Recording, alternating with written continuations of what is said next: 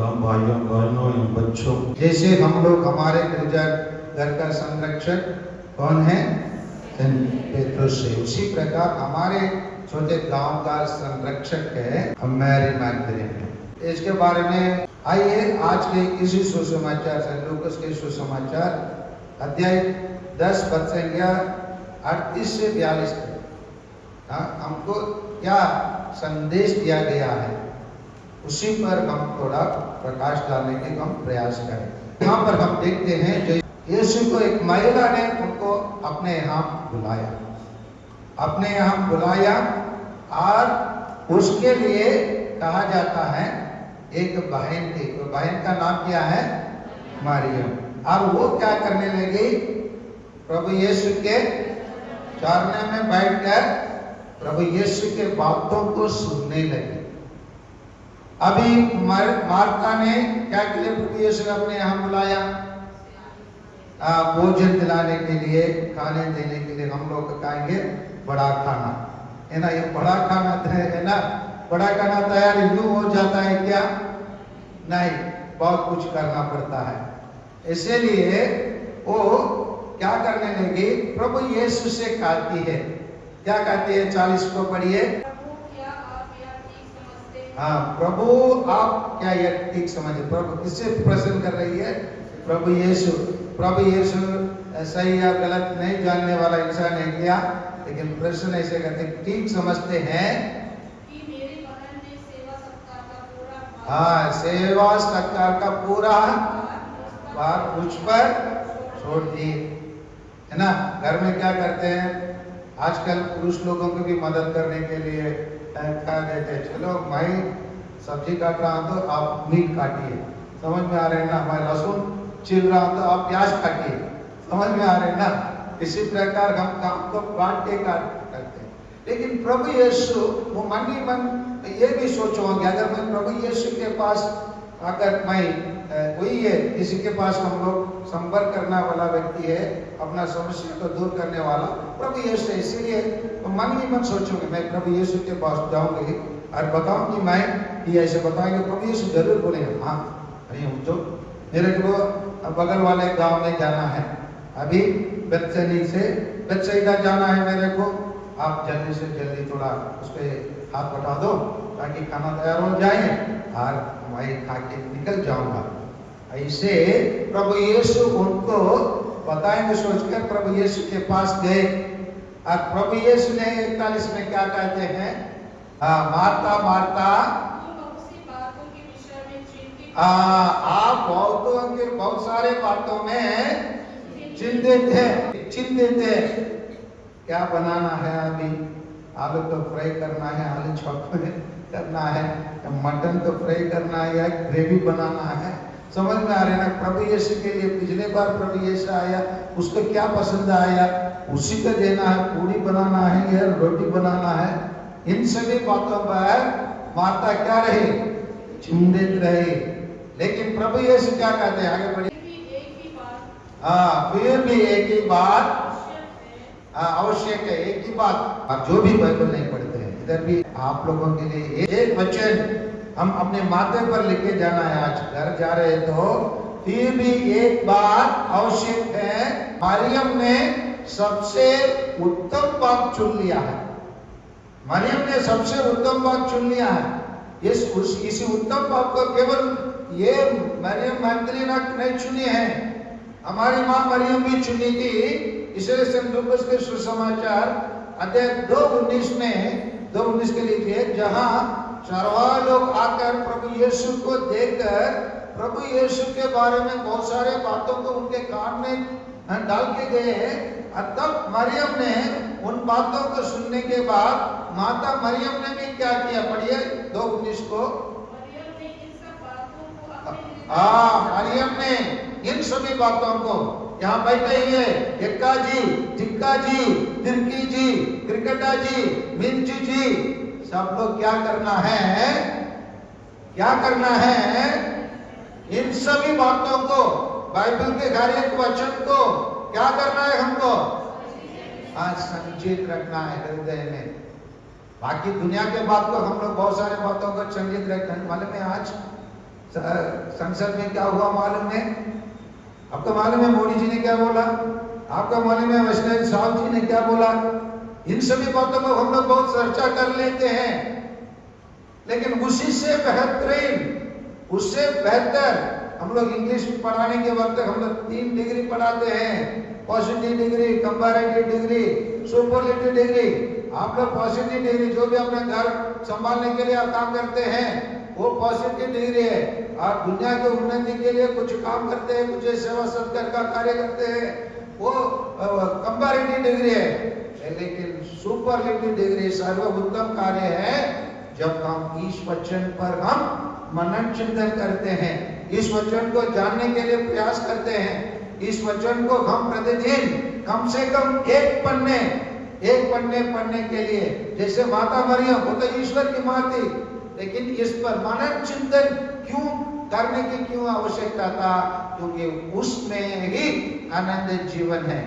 इसीलिए इब्रानियों को लिखा हुआ पत्र में अध्याय 4:12 में लेखक क्या कहता है? ईश्वर का वचन जीवन। हाँ, क्योंकि सब लोग बोलिए, क्योंकि ईश्वर का वचन हाँ जीवन शासक किसी भी दुधारी तलवार से हाँ किसी भी दुधारी है ना के समान क्या करने वाला है? देह से काटने वाला है। दुधारी मतलब ये कहाँ का कहने का मतलब जो वचन को जानते हैं उसी को भी उसको क्या करेगा? तो वचन क्या करेगा? हाँ, उनको जीवन में मदद करेंगे। जो सुनता है, जो ग्रहण करता है, जैसे मैं बोल रहा हूँ, मैं बोलने वाला मेरे को भी ये क्या कर देता है? मेरे जीवन में भी इसको मेरा उन्नति के लिए मदद कर देता है। आप लोग सब सुनते हैं, आप लोगों के जीवन को भी क्या कर देता है? मदद कर देता है। जैसे नगर नाला के बगल में रहने वाला नगर में गीला रहता है, नगर के बगल में रहने वाला खेत भी क्या करता है? गीला रहता है, और बगल में रहने वाला खेत भी उपजाऊ बन जाता है। उसी प्रकार इस वचन को हम सुनने, इसलिए प्रभु यीशु क्या कहते हैं? हम लोग सब मार्था जैसे बहुत सारे कार्य करते हैं। हम अक्सर क्यों चर्च नहीं आए, क्यों नहीं आए, दूसरा काम था। समझ में आ रहे ना? हमको कब ईश्वर आप टाइम निकाल देते हो, 100 निकाल देते हो, ठीक है। अगर कभी आप लोग चर्च नहीं आते तो क्या कारण बताते हो? टाइम नहीं मिला, टाइम नहीं मिला। क्यों नहीं मिला? हम ये बताते हैं मेरे लिए दूसरा काम थे। कैसे? मार्था जैसे हम सबका काम था। समझ में आ रहे हैं ना? मार्था जैसे हम प्रत्येक कर्म के लिए काम था। मार्था वही तो कर रही थी, मार्था भी सही तो कर रहे थे, कुछ गलत तो नहीं की, लेकिन चॉइस, समझ में आ रहे हैं ना? आप हमारे पास विकल्प क्या तो चुनना है, अपने जीवन में क्या सही चीज को चुनना है। अगर मैं एसएसएल में मैं जाऊंगा तो मेरे को डबल वेतन मिलेंगे, लेकिन गिरजाघर आएंगे तो आपका डबल आशीष मिलेंगे। कौन सा उत्तम है? आप क्या को चुने? आशीष को चुने, है ना? हम क्या को चुनते हैं? इसी चीज को बताने के लिए मैं तो बता रहा ना, प्रभु यीशु कोई भी कार्य किए, कोई भी अपना मुंह से कोई एक वचन उनके मुंह से निकले, सब हमारी भलाई के लिए प्रभु यीशु ने कहा, हमारे भलाई के लिए कार्य किए। कोई भी चीज को वो इसको इसके बाद मैं करने के बाद, मैं बोलने के बाद इसको कोई काम नहीं है, ऐसा नहीं है। सभी चीज प्रभु यीशु हमारे भलाई के लिए किया है और हमारे भलाई के लिए बोला है। इसीलिए भले स्वागत करने वाले भी मार्था थी, है ना? अपने यहाँ ठहरने के लिए कहने भी मार्था थी, और अच्छा भोजन देने के विचार करने वाले भी मार्था थी। लेकिन उसको पक्ष ना लेकर जो व्यक्ति ईश्वर के लिए समय निकालता है, इस वाणी को सुनने के लिए वो तैयार होता है, उसी को ईश्वर सर्वोत्तम कहता है। भले आप लोग यहाँ बैठे हैं, आप लोग है ना 50-60 परिवार लोग, ये 50-60 परिवार लोग आपके बेटे भले विधायक भी बन जाए, और होली क्रॉस हॉस्पिटल में डॉक्टर भी बन जाए और आपको एरोनॉटिक में आपका बेटा वैज्ञानिक भी बन जाए, लेकिन ये काम सर्वोत्तम नहीं है, ये समझ लीजिए। सर्वोत्तम अगर आपके बेटा का सर्वोत्तम काम देना है तो आपको पुरोहित बनाना पड़ेगा, नहीं तो सिस्टर बनने के लिए भेजना पड़ेगा। यही है सर्वोत्तम काम। आज सर्वोत्तम और काम अगर इसका मतलब सब लोग फादर बनना है क्या? नहीं सिस्टर नहीं, माता मरियम पुरोहित नहीं बनी या सिस्टर नहीं बनी, लेकिन माता मरियम जैसे और मरियम मैगदलीना जैसे इन लोग भी परिवार वाले थे, लेकिन इस वचन को सुनना, इस वचन के लिए समय निकालना, ईश्वर के लिए ईश्वर के वचन पर मनन चिंतन करते रहना, वो सर्वोत्तम होता है। हम काम दैनिक जीवन का जी सकते हैं। जैसे मैं हम लोग सब प्रश्न किया था, कितने लोग रोज बाइबल पढ़ते हैं? 4-5 लोग केवल हाथ ऊपर उठाए। जब हम लोग बाइबल पढ़ने का आदत नहीं बनाते हैं, हम जैसे उदाहरण के लिए हम लोग रोज मछली नहीं बनाएंगे, घर पे मछली का सुगंध आएंगे क्या? आएंगे क्या? जिस दिन बनाएंगे उस दिन मछली का सुगंध आएंगे ना। आज जिस दिन हम बाइबल वचन हम पढ़ेंगे उसी दिन हमारे घर में भी बाइबल वचन का सुगंध होगा। अगर बाइबल वचन के नहीं पढ़ेंगे, बाइबल तुम अच्छे किताब हो, तुम दूर ही रहो, मैं भी दूर रहूंगा, तुम भी मेरे को डिस्टर्ब मत करो, मैं भी तेरे को डिस्टर्ब नहीं करूंगा, कुछ लाभ होगा? आपके घर में आपको वॉशिंग मशीन लेके आए, कभी एक दिन तो उसको वॉशिंग मशीन में कपड़ा डाल के उसको धोए नहीं, उस वॉशिंग मशीन से कुछ लाभ हुआ? मिक्सी लेके आए, मिक्सी से आप कभी मसाला नहीं पिसवाए, कोई लाभ हुआ? वो सब का हम लोग प्रतिदिन प्रयोग करते नहीं करते? क्या कहते हैं? क्यों लेके आए? बच्चे लोग कहते हैं ना, मम्मी मेरे कपड़े धो ना, आप थोड़ी धो रहे हो, मशीन धो रहा है। बोलते नहीं बोलते, ये चौने आना बोलते नहीं बोलते। बाइबल को कभी बोले मम्मी बाइबल क्यों लेके मैं थोड़ा पढ़ लूं? बोले किया तुम लोग? बोले नहीं बोले। तो आज प्रभु यीशु बता रहा है, हम लोग सब मार्था जैसे, हम लोग सब प्रत्येक जन 99% लोग हम लोग सब मार्था जैसे ही है। दुनिया की चीज हमको क्या कर देता है, इसलिए बीज बोने वाला निकला, समझ में आ रहा है ना? वो ऐसे निकला, उन्होंने को दुनिया के चिंताओं से क्या किया, काटे लोग क्या कर दिए, दबा दिए। दबाने के कारण वो क्या मुरझा गया। उसी प्रकार हम दुनिया के चिंता हमको क्या कर देता है, मुरझा देता है, समझ में आ रहा है? दबा देता है, दबा कर क्या कर देता है, हम लोग चलो बेटा आज लेट हो गया तो आज रोशनी नहीं करेंगे, आज लेट हो गया हम प्रार्थना नहीं करेंगे, चलो हम लोग केवल जल्दी खाकर सो जाते, वहीं पर गलत करते हैं, वहीं पर गलत करते हैं। केवल प्रार्थना करने के टाइम पर हम शॉर्टकट निकालते हैं, शॉर्टकट करते ही करते नहीं करते, बाकी चीज में हम तो शॉर्टकट नहीं करते। बेटा का बोलता थोड़ा बेटा रुको रुको रुको ना, अभी एक सब्जी बना, एक आमलेट भी बना देना, खा लो ना, खा के सो जाओ। उसमें टाइम निकाल देना बेटा को इंतजार करने के लिए, बोलते नहीं बोलते? हाँ, उसी टाइम पर हमारा दिमाग काम करता है नहीं करता है? प्रार्थना करने के टाइम चलो बेटा आज हम लोग प्रभु की विनती बोले, हम लोग याद कर विनती बोले, है ना? बोलना है नहीं बोलना है? हाँ, ये दृष्टांत पढ़े, इस दृष्टांत में बेटा आप क्या समझे? आप बेटा से प्रश्न किए, बेटा सही समझा नहीं गलत समझा तो समझाने के लिए प्रयास किए, नहीं तो कोई YouTube में जो फादर लोग, बहुत सारे फादर लोग प्रवचन देते, उसी प्रवचन को सुनने के लिए अपने बच्चों को सिखाए। ये जब चीज हम जब करेंगे हम सर्वोत्तम पद चुनेंगे। इसीलिए आइए प्यारे भाई और बहनों, हमारा दैनिक जीवन प्रतिदिन हमारे साथ रहता है, दैनिक जीवन रहता ही है, साथ के साथ दैनिक जीवन के साथ प्रार्थनामय जीवन बनने के लिए प्रभु यीशु आज हम प्रत्येक जन को बुलावा देते हैं।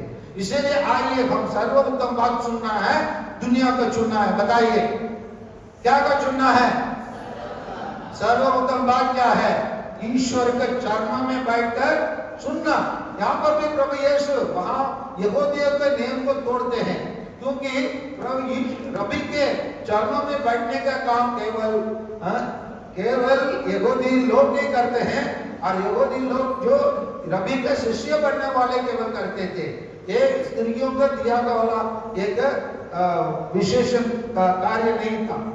लेकिन यहाँ प्रभु यीशु उसको तोड़कर भी किसी को सिखाते हैं। प्रभु यीशु ऐसे अपने जीवन में जो भी गलत नियम को हटाते हुए नए नियम को प्रभु यीशु छोड़ के जाते हैं। आइए प्रभु यीशु हम प्रत्येक जन से यही अपेक्षा करते हैं, हम प्रत्येक जन भी मरियम जैसे, मरियम मगदलीना जैसे हमें क्या बने, क्या चुने, सब सर्वोत्तम बात चुने। अगर तैयार है तो आज से हमको क्या निकाल के पढ़ना पड़ेगा, बाइबल डायरी ना, बाइबल डायरी से जो दिया रहता है कम से कम उसको पढ़िए। अगर आप लोगों के लिए टाइम मिलता है तो सबके घर में पुराना विधान नया विधान होना चाहिए। एक पहला अध्याय से शुरू कीजिए, बाइबल को उत्पत्ति ग्रंथ से शुरू कर प्रकाशना ग्रंथ तक साल में एक बार पूरा बाइबल को पढ़ने के लिए प्रयास कीजिए, उसी से लाभ होंगे। जैसे जो व्यक्ति मोबाइल का रिपेयर करना जानता है वो क्या नहीं करेगा, वो मोबाइल के लेके रिपेयरिंग का दुकान नहीं जाएगा, स्वयं रिपेयरिंग कर देगा। जैसे उदाहरण के लिए तुम्हारे कंप्यूटर अगर अक्सर रिपेयरिंग हो जाता है तो हमारे गुरुजी में 2 और 3 लोग जानते हैं, इसलिए उनके द्वारा हम कर देते हैं। अगर हम किसी को बाहर लेके जाएंगे तो बार बार वो 300 रुपए एक सिस्टम बूटिंग करने के लिए 300 रुपए लेता है। लेकिन अगर कोई जान लिए, हम स्वयं जान लेते हैं, उससे लाभान्वित हम होंगे। इसीलिए बाइबल को जानिए।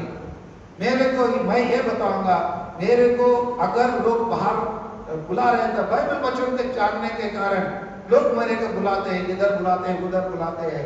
क्यों? बाइबल वचन जानने के कारण। अगर ले पर्सन को भी, आम जनता को भी बुलाते हैं। क्यों आम जनता को बुलाते हैं? आम जनता भी बाइबल को आजकल जानने के लिए प्रयास कर रहे हैं। इसलिए मैं आपसे निवेदन करूंगा, कृपया बाइबल रोज पढ़िए और बच्चों को भी पढ़ने के अवसर प्रदान कीजिए। तब हम सर्वोत्तम पद चुन पाएंगे। नहीं तो दुनिया के जीवन जीकर आता जैसे हम लोग बहुत सारे चीजों में चिंतित रहकर, बेटा का एडमिशन करना है, बेटा को यहाँ डालना है, वहां डालना है, इसके लिए इतना पैसा जरूरत है, ये सब चिंताओं प्रभु यीशु के पास छोड़ दीजिए। इसीलिए प्रभु यीशु सलमती के सुसमाचार अध्याय 11:19 में क्या कहा है, धक्के मारते आप दूर से दबे हुए लोगों, तुम सब मेरे पास आओ, मैं तुम्हें क्या करूंगा, विश्राम दूंगा और तेरा बोझ को क्या कर दूंगा, कम करूंगा। हम लोग इधर उधर ऑफिसर, ये ऑफिसर, वो ऑफिसर, यहाँ ये व्यक्ति वो व्यक्ति को पकड़ने के लिए हम दौड़ते रहते हैं। इधर उधर दौड़ने की जरूरत नहीं है। प्रभु यीशु के पास आइए और सर्वोत्तम पद चुनिए। आमीन।